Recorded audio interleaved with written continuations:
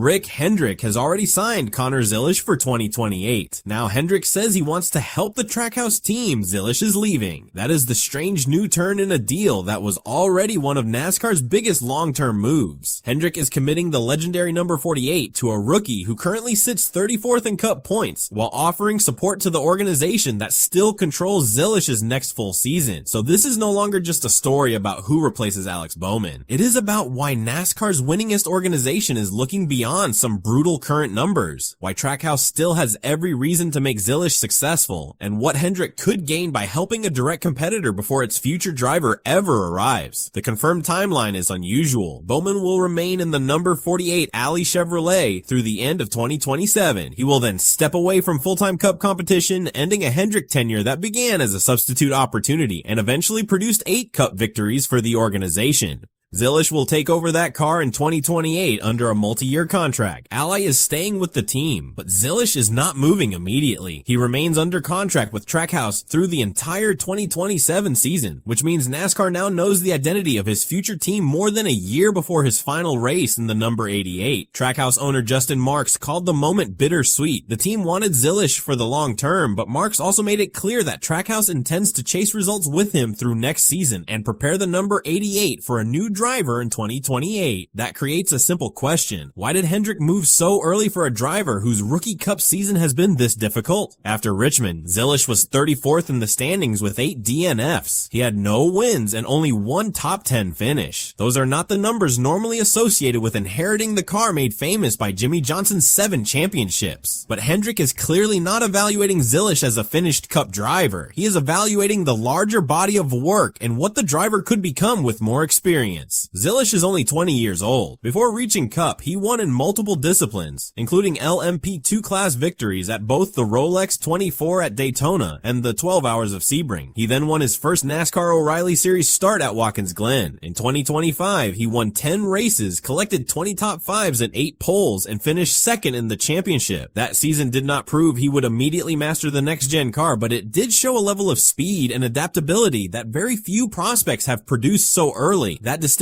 is critical when judging a rookie. A standings table records what happened. It does not automatically explain how much speed a driver showed before an incident, how quickly he learned a new track, or whether the team believes the mistakes can be corrected. Hendrick is not dismissing the results. The organization is deciding which parts of those results are temporary and which traits are difficult to teach. Zilisch's road course speed, adaptability, age, and feedback outside the car give Hendrick reasons to believe the current floor is not his long-term ceiling. There have also been small signs of Cup progress inside an otherwise painful season. Zilisch finished 7th at Sonoma and followed that with an 11th place run at Iowa. Those results do not erase the crashes or the 34th place points position. They do show why a top organization might separate the driver's ceiling from his current results. Rick Hendrick described him as the kind of opportunity that does not come along every day. Jeff Gordon called him the total package, pointing not only to his talent, but also his personality and marketability. That matters at Hendrick. The number 48 is not just another available seat. It carries the history of Johnson, the expectations of Alley, and the pressure that comes with joining NASCAR's winningest organization.